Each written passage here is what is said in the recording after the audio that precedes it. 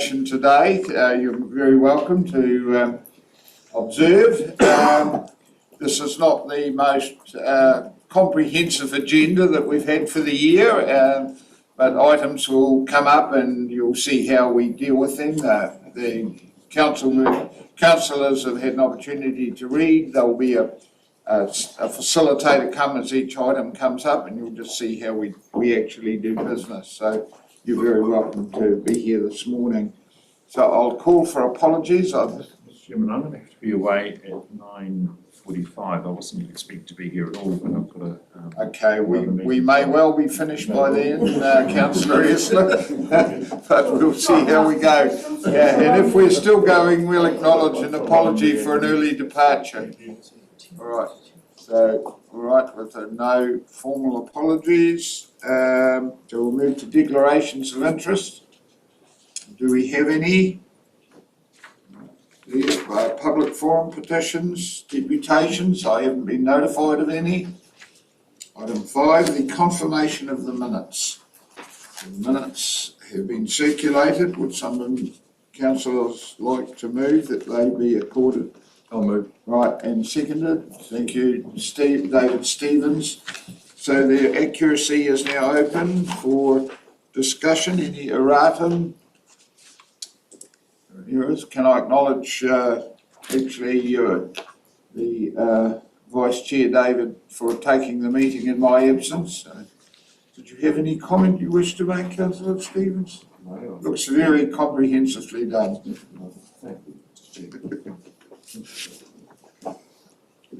Right. If there are no... Well, just perhaps to note that we do need to probably reply to the Guardians. There was quite a comprehensive piece in there, and I'm sure that's underway, but we just... Wilma? And I understand that we have a draft letter, in fact, that will be put to you. I'm hoping today, There we go. Right, we'll put the resolution that the minutes be adopted. Those in favour would say aye. Against no, that's agreed. Question, notification of extraordinary or urgent business. We don't have any today. No. Questions? It's going very well so far. Councillors' reports today. Is there any reports that members wish to bring to the attention of the meeting? Yes, Peter I've got a report. I don't know if it's here for the ordinary meeting, but I attended a Dairy NZ field day last week up at Wendon site at Rob Dingle's place. So it's very, very interesting, forward thinking, talking about a lot of the issues we're talking around this table. So I found it very enlightening. The issues, it still comes back to increasing production, increasing profitability under the future constraints. So very good discussion around that. well attended. Yeah, well attended, well resourced, as you'd expect with Dairy NZ. So. Councillor Knight. Thank you, Mr. Chairman. I had two meetings in recent times, one with Peter Proctor, who's the, I'm not sure of his title, as Field Officer for New Zealand for the Biodynamic Movement. He was down in Southland doing farm visits and advisory work here. Very interesting listening to him talk about some of the progressive regenerative farms that he's visited. And the second meeting I had yesterday was with a group of farmers who were women, who are women, from the South Otago area, who are travelling around to various sites of interest and expanding their worldview, I suppose, for the potential for change in farming. So it's been a very interesting time for those kind of alternative, I suppose, approaches to farming. Did this group have a name? Yes. Which was? Yes. I don't entirely recall, but I think we're funded by Thriving Southland. Okay. You'll know the people involved, I just can't recall. Okay. Any other? Yes, Councillor Chairman Nicholl. Yeah, just a brief report on the meeting I attended on Friday. MPI were down over the Bonomia findings in the oyster bed. A very small area, but it was good to see, very proactive. They were down here within 24 hours and had the right people in the room. As you have seen, there's sort of a no-go zone and a rahu over the top of it. Hasn't been actually commercially fished this area in the last 5 years, but I give everybody's got fingers crossed that this will not be made, but obviously ring fencing, it's a very sensible thing to do, and if they can taking more samples to try and find whether it's any more widespread than has been found so far. Yeah, I Councillor. might ask a question. Sure. Nicole, the area hasn't been harvested for 5 years. Why was that? Well, they do. It's quite a small area. It's not. Like it is about a K off the coast, not that far from Big Glory. But the areas they've almost got grid names, and it's not an area they've been in, or commercial fishermen haven't been in there in a long time. But they seem to, they move around each year, probably in 1 or 2 different areas every season, and I guess it's where the most oysters are. They're trying to, but they don't. Yeah, they do rotate around so that some beds are left to recover. Yeah, any other questions people wish to raise? Yes, Linda? Thank you, Chairman. I'm just wondering if that area is, might or might not be, if I'm not allowed to ask it, might be one of the consent, the fin fishing areas, is that, it's not near any of those, is it? Do we have an answer to that? Yeah, I'm not sure. It's I haven't seen the map of where the application is, but it's. Perhaps if somebody could find that out for me, that might take on that. Yeah, thank you. So it's, where's the area? It's. I guess you've got Big Glory. It's this way a bit and out about a K offshore. So it's near where the infestation occurred in Big Glory. According to some of the fishermen that have been there for a long time, it is about the same location that both the mid-80s outbreaks with a different strain and this one occurred, and they were asking questions about boats and dog water and what could be the vector. But early days really, so it's good to see the MPI. Has any work been done on genome sequencing to see if it's the original bonamia that occurred in the 90s or the one that... It seems to be different. This one has got the Marlborough genome, I think. The one that infected the Big Glory Bay? Yes, that they cleaned out all the commercial stuff. So I guess that's disappointing 2 or 3 years later. But also I know last year there was a lot more spat around. It's an oyster that, it's not a specific oyster, you've got to have the conditions right to get a really good breeding season, and whether that increase has been enough to set it off. But early days, we just hope that it's the last wild fishery in the world really, that it can be sustained and protected. Did you have a comment, Councillor? No, I don't know. I don't think it is in the same area, but I don't have it certain enough to make that comment. Okay.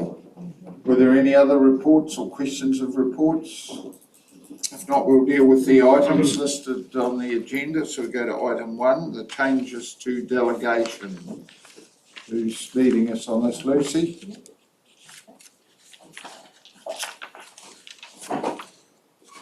Good morning. I too look forward to Esther. I'll have to be bailing out of here about 9:45, just so you're aware, because I am in mediation this week. So, but as you said, Chair, I'm sure that we might be through by that point. So my first item up today is to talk about some changes to the delegations. I've left my notes over there, I'm going to get those. Changes to the delegations manual that came to our attention as a matter of urgency. I wasn't available yesterday. I had a hospital appointment I had to attend, and in preparation for that we noticed that the delegation didn't have a contingency for my unavailability. So we put in that contingency in the form of a lead counsel, which is a slight change, but obviously Philip Moore was around and is around all week for the mediation. So we felt like that was a suitable and sensible place to add to the delegation. So that's the change, and we've had to do it retrospectively, which we are able to do. I wanted to just give you a quick reminder, though, as we were talking about mediation, about what it is, and for some of you who've not been around throughout, I thought it might be helpful to cover off just some other reminders, and then I'm happy to take questions about the item or about mediation more generally, if that's all right with you, Chair. Yes. So as I said, we're in mediation this week. This is the first week of mediation. The mediation is on the matters that were appealed almost 3 years ago on the plan. We've been going through the process since then, but it is only those issues that are being covered as part of mediation, which is a little interesting, but it means that all of the movement that there has been over the last 3 years isn't live for the mediation, so to speak. We have to take account of the court-directed revised objectives, which move us a little closer towards where we need to be in terms of Te Mana Aotearoa, but doesn't do the whole job. And there is no scope within the mediation to fully implement the NPSFM 2020. So we've had to do a number of pre-mediation steps, and those some pretty heavy analysis of both the NES and the NPS, the new potential freshwater package elements. But the scope to actually address those new things doesn't exist in any measurable, in any significant way within the items that we actually are mediating.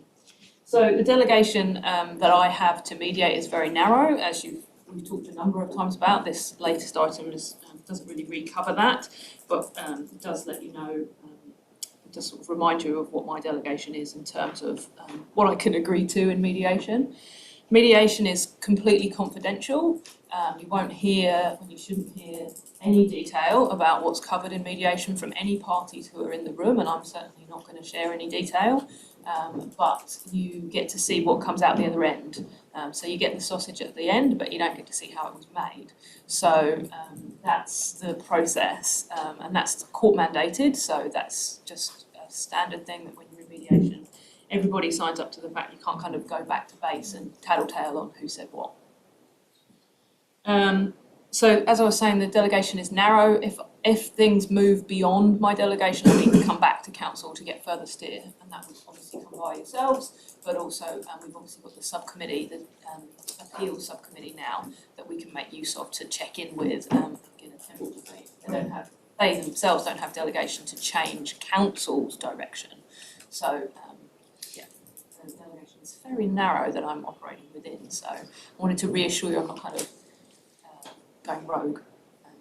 There's very tight bookends there for what the mediation can cover.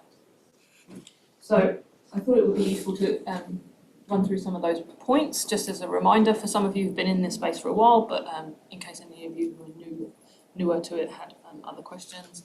And I'm also aware I wasn't here the last time we had an item on it, and so I thought if anybody had specific questions of me, now might be a time to cover some of those off, Chair. So with that, I'll stop talking. A number of councillors have indicated they would like to pursue some issues, so we'll start with Councillor Lloyd McKellen. Thank you, Mr. Chairman. I presume lead counsel is Philip and only Philip, is that correct? Lead counsel? Yeah, just Philip. So, understanding what you've just said,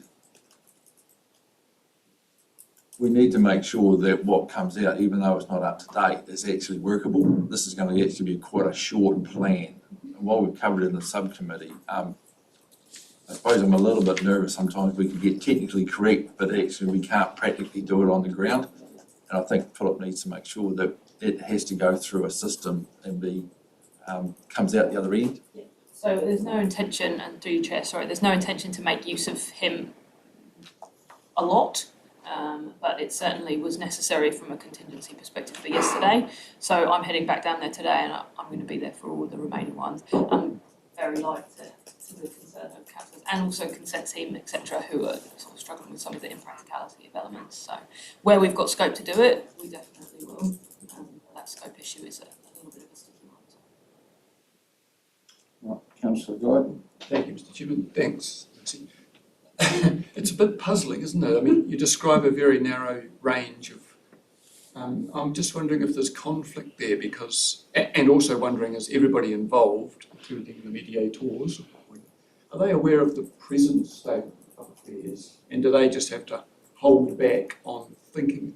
So what my question is is it possible to get a resolution from that narrow band that conflicts with reality, the present situation? And what do you do if that happens? Could you elaborate a little more on what you mean by current reality? Well, given that we've moved on and there's more to it now than you're allowed to deal with. Yeah. If something is resolved or decided, which conflicts with. Yeah, so through you, Chair, no, it can't be in conflict from what is current. So nothing that ends up no mediated solution can conflict with the new NPSFM or with the NES. But what it can't do is fully implement it. So the points that were appealed 3 and a bit years ago, that sets the band for what's up for grabs. And our scope, my scope in mediation, has been set by council. So the council's direction and the final version of the plan, with a little bit of wriggle room, is where I'm able to operate within.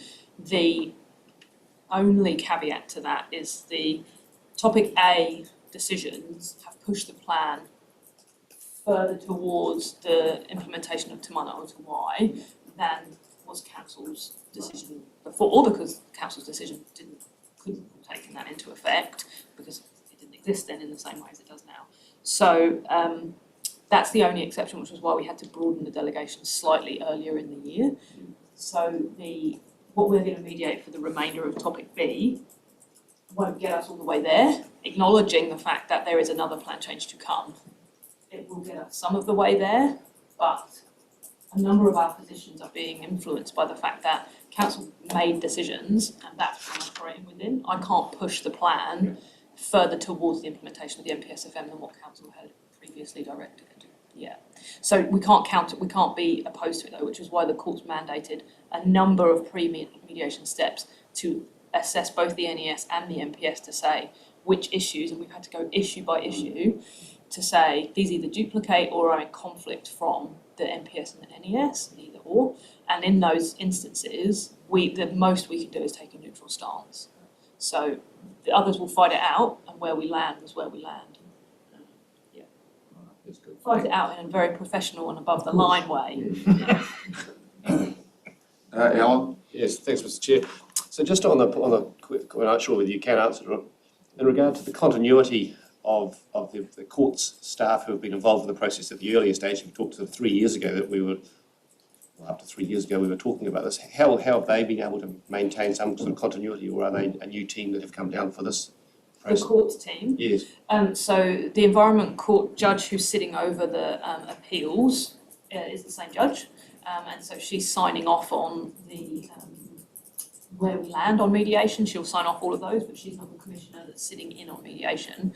So we have 2 commissioners that have been appointed to mediation, and they are new commissioners, so they're coming at it, they've been involved previously in the appeals. But their role is very discreet in terms of they also can't run back to the judge and say, Lucy Extra Environment's out and said such and such. So it's a really closed shop what happens in mediation, and that's for a number of reasons, because the output is what you're after, and that's the important part. So that's the bit the judge is interested in, and she's leading them and guiding them behind the scenes, the commissioners, but she's not involved. She will be involved again, because any items we don't resolve during mediation will head back to a hearing. David? Thanks, Chairman. Just very pleased with full confidence in you, Lucy, that we go into mediation. But I mean, given that topic B is more of a practical type of game, with the government where they're working through things at the moment, how's it going to affect things? Because really things have moved on, and Robert very much covered that, moved on from where we were when we went through water and land plan. And really, how's that going to affect things? I mean, obviously that's going to have some bearing on the outcome. you would think, but actually it has limited impact on the outcome. As in answer to Councillor Guyton's question, the existence of the NES, the new NES, and the changes to the NPS can do very little to influence and change what's in scope, basically, all those mediated points. But we couldn't have a mediated solution that doesn't give effect to the new NES. We can't be counter to it because what ends up in the plan can't affect what's in the NES. In those circumstances, that's what the pre-mediated steps have done, has enabled us to say there's some conflict here, and here, or there isn't. And so before we're heading into mediation, those things are framing up the positions that we're outlining with parties. So we're taking them into account, but throughout our analysis is multiple repetition of we will not be giving full effect to NPSFM 2020, we haven't got scope, that will be covered in the plan change to come. So that's our line throughout the preparations has been, this isn't the end and there is more work to be done in order to give full effect to these new government directions. Just another thing, Chair, the field subcommittee, I assume that committee's going to report back to full council as we work through. Norma? No, but Mr. Chairman, that's not how the subcommittee works. Right. The subcommittee gives guidance to the staff because the staff outline some parameters or some issues, and we either take a neutral stance or we push in one direction or another. The intent will be that you'll see, the full council will see the outcome of the mediation. It won't see the item by item. And Lucy's quite right, there are a number of matters that can't be dealt with now, but will be dealt with the next plan change. The issue we've got really, Mr. Chairman, is that we've got a very limited time between this plan being implemented, which is now 7 years old from when it started, to going into a new plan. And our staff will have to work with and give consideration to the new plan that is still being proposed. That's why the regional forums work is quite important. But also it's going to have a very short period of time to implement a plan. So we're not going to actually see the full effect of change in the community with that plan before actually in the next one and implementing that. And that has to be notified by 2025. So those timeframes are actually quite short. But this discussion is alive, and that was what was indicated earlier on. So, yeah, so short answer. Do you have a comment, Lucy? Yeah, through you, Chair, thank you. Just to reiterate as well, I'm not sure I was 100% clear when I was talking about delegations, but the subcommittee, their remit is pretty tight as well in terms of they can't take council beyond what council's decision was. So they really are a very useful sounding board for me and for my team to be able to say, this is where some of the positioning is heading, can we just take the temperature? It isn't getting sign off for a change of direction, and if I was to do that I would have to come back to either strategy and policy or and we would probably need to call an extraordinary meeting. So I wouldn't want to be holding mediation. So that's one of the reasons why all of the preparatory steps are really critical, and we've got subcommittee meetings scheduled now right way through until mediation's due to finish, which is the middle of June. My question's probably a bit philosophical. Councillor McCallum said 7 years since we started. The further we've got into this, the more polarised it's become, and some of those polarised positions have become considerably more entrenched. If we go to mediation, there needs to be a desire on all parties to find a solution. So, crystal ball gazing, how likely are we to get a good outcome, and what's plan B if that doesn't happen? Philosophically, not specifically. I think that it's interesting, everybody's on a very same page, almost identical page, that nobody really wants to go back to another hearing. Right. Everybody is Pleased to hear that. Everybody is feeling the fact that it's been 7 years in the doing, and that not only that, but the appeals has been 3 years I've been here nearly 3 years, and I remember my interview and Vin hitting me with a big stick and saying, you better get up to speed on this pretty quick because you'll be in mediation before you know it. And here I am nearly 3 years later and I'm just heading into mediation. So it's very live for all parties. Everybody is tired and everybody is expended a large amount of resources on it. I think that that's going to enable some people to be less entrenched and to be slightly more flexible and hopefully come to mediation with good intentions and a hope to resolve some of those issues. But the hearing, we know we're going to have at least a hearing on one subtopic, which relates to the Y-out, and so there is going to be an element of that coming. So we don't know what effect that might have. People are... Peter? Quite a frustration, isn't it, when we talk 7 years and how quickly things move on in that time period. You know, it's just for the future, you know, we're looking at a plan change.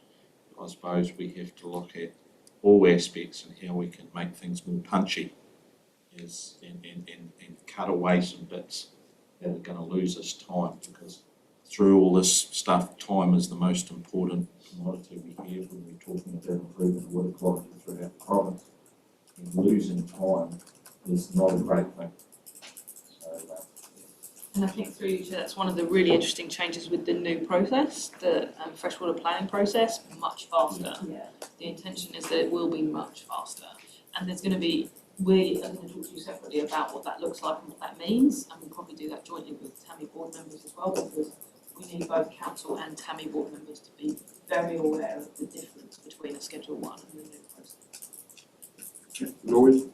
Mr. Chair, I think we're getting a little bit off topic to the agenda that's in front of us, so I'd like to pull it back and make one comment before I move this resolution. I think the parties going forward is a lot more alignment than we've seen in the past, and I think we'll see a different approach going forward. That said, Mr. Chair, I'd like to move this resolution. The recommendation's been moved. Is there a seconder? I'll second. Chairman Nicol, any further discussion? If not, I'll put the motion. Those in favour would say aye. Against, no, that's agreed. We move to item 2, which is the Regional Transport Committee. I think that would be probably, who's leading on this? So broadly just take the item as read, councillors, but Russell is here if anybody's got specific questions that they'd like to raise. Yep. Obviously, we're currently out at the moment, our OTP is out, consultation, so it's just to give you an update of where things are at. Any comment you'd like to make, Russell? Consultation closed, submissions closed on Monday across ORC and ourselves. Otago Regional Council have received 12 submissions and we have 14 down here. That is not necessarily representative of the two regions, because one of the ones we've received down here was from the Otago University Students Association, a very good submission, I might add. So they apply to both. The submissions apply to both regions. So we're just working through summarising those at the moment. But no, there's nothing that's come out of them today that Okay. causes any major concern. Wait for the resolution at the end. So the report's been read. Would some member like to move the recommendation that the report be noted? Thank you, Bonnie. Seconded, Lyndall. Further discussion? There being none, those in favour would say aye. Against, no, that's agreed. We move to item 3, Policy and Planning Work Programme. And this is for noting, councillors. Yeah, it's for noting. Discussion? Yep. Any discussion? Just one, Mr. Chairman, is there anything in here that we need to be particularly aware of that's coming up? Something we need to be alerted to? Well, there's no point going to proposed South and Water Land Plan, coastal plan. Is there anything, it's just like the transport review's underway, so is there anything that is coming up that sort of keeps you awake at night that is, we should be sort of more attentive to other dialogue? Through you, Chair, a couple of things just to flag that I had questions the last time we got together about LiDAR and how much LiDAR we've flown. So we're almost at 20% of the region now has been flown. A couple of good weekends of clear weather has meant they've come down to about 20%. That data is now being quality assessed, and once that's done, we'll start to be able to make use of it. So that's positive. And the cruise ship D is going to be coming back to full council for sign off at the next council meeting, so we'll be talking more about that then. What keeps me up at night? There is an awful lot on, I think it's fair to say, an awful lot on, and some of my staff have departed me, and so that's making things pretty tricky. But other than that, we are chugging along, and I will be back talking to you more next time around about coastal plan fun and probably a couple of workshops in the middle there. Peter? Yeah, thanks, Mr Chair. That was around the coastal plan, and it might be one for Wilma too. You know, obviously we've had a large part of our income cut that from cruise ships that goes into that planning process. Is there any type of external funding that could help us move that refresh of that coastal plan forward? Yes, so we're just looking at exactly that question right now because we're, very aware of the fact that it may be some years before that income returns, if at all, depending on where broader issues about the use of the marine areas of the EU can actually go in relation to tourism policy centrally. So yes, we are looking at other options, and I'm hoping that we'll be able to brief you on a couple of things in relation to the coastal plan coming up. We're looking at means to actually advance some of the issues that were raised by a few of them, our Marine Guardians at the last meeting, and some interim measures that we might be able to take in the planning framework to actually settle some of the issues that they were concerned about, and also that would help us as well, and alongside that to look at where else fees might come from. So we're actively looking at that now, so hopefully be able to brief you on those outcomes soon. Okay, Lucy, did you have a Just comment? briefly, an addition to Wilma's answer about the coastal plan specifically. So just worth noting that the bulk of the research element of the policy development cycle will be completed by the middle of this year. We only have 2 outstanding pieces that we're waiting on to finalise some of those policy positions. And the intent would be that for the rest of the time until notification is provision drafting policy work. So we are looking at how we can do that efficiently, and certainly since Tannis finished up with us last week. So yeah, we're looking at how we can do that and how we might structure some of that. So very live, and we'll be coming back hopefully. Robert? Thank you, Mr Chairman. Firstly, Lucy, I'm sorry to hear that you're under such pressure. Nothing much we can do about it.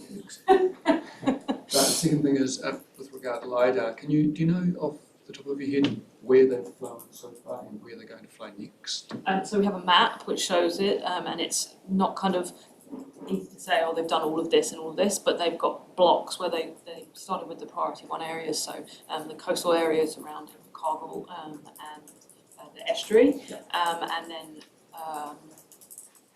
chunks across flying weird like rectangle shapes, so you've got kind of rectangle pieces, but I can share the map with you. It's just a screen grab of the map, yeah.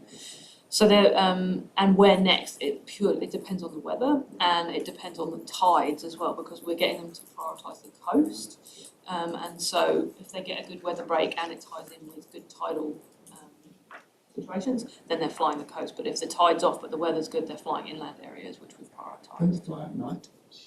No. Needs clear skies. Randall? Thank you, Mr Chairman. Just a really quick question. The Clean Air Line Schemes work has been deferred. Just wondering how long that might be being deferred for. Thank you for the question. Through you, Mr Chair. Deferred is still very much live, but it's just not, we haven't been able to scope it up. That's what's waiting for my team to scope up what the review needs to look like, was the task we were given. We haven't done that yet because everybody's been sucked into it. The people who would be doing it are in mediation prep and now in mediation. But we did have the first cross-divisional meeting just the other week, and it was on the agenda for that. So I just need to round back to the team and see where it landed. So I'm hoping it's not too far away. We've also been in ongoing conversations, and I went to the Warm Home Trust board meeting a few weeks ago to make sure that that ongoing relationship is still very much live, despite the fact that Gavin was doing it before Gavin left, so we'll come pick that back up. But there's some changes at a national level as well that they're concerned about. And so I want to be able to review once we've got a bit more information from where ECA is going, because I think there's some changes there with funding that might come our way. So, yeah, we'll hear more in the budget, in the national budget, when the budget's released. So, Winter approaching. indeed, we've got a Nicole? good budget for this year. Yes, just in relation to the question about the coastal plan, we have had discussions with our ECAM, the Otago Regional Council on the West Coast, to see what collaboration could happen there. Obviously, we've got Fiordland, which is a bit different, but actually the coast doesn't change at the boundary, so there hopefully will be some efficiencies going forward, that we're a bit ahead of, but we're quite a bit ahead of the others. The others haven't started, but when you're talking about funding, that may be of some assistance to us going forward. I'll move, Mr Chairman. With two more, Oh, sorry. so we'll take Alan. Just small points, thanks, Mr Chair. So just on the coastal plan review, I presume that maybe you were a wee bit of haste. The last point, workshops and of the discussion papers, councillors and TAMI board will continue through 2020. I don't know, we're still in 2020 Feels like it sometimes. sometimes. And also under point 7, we're talking about the draft climate change action plan will be tabled for council in December. So are we waiting for Well, that front page, yeah, no, that's errors on my part, sorry about that. And that, yeah, as you say, in haste, the draft climate change action plan did get tabled with council, and that was earlier in this, it was in January though, and the next steps from that were the joint workshop with councillors, which ended up happening with that as well. So yeah, it just needs to be that front page. Lloyd, yes. Thank you, Mr Chairman. I was noticing the good progress on the Cargill walkway up and down the park quite frequently, and there's been wonderful progress on that. So it's mostly done, I think. There's still a few k's between or the vicinity of the chip mill, a couple of k's further along to the deer farm, but apart from that, the route is obviously there, and I've seen hikers on it, so the council has had a hand in that, and it's looking good. Yep, thank you. Jeremy? When was the cruise ship date? Council, next council meeting. All right, if there are no further comments, it's been moved by Lloyd McCallum, seconded David Stevens. I'll put the motion, those in favour would say aye. Against no, that's agreed. That concludes our agenda. So to our SIT students, we are one of 4 working committees that the council has, and if you've got a copy of the agenda, our terms and reference of what we do are listed there. So we're a little bit like a select committee of Parliament. We're all appointed councillors. It's not every councillor that's here, but those that have been appointed to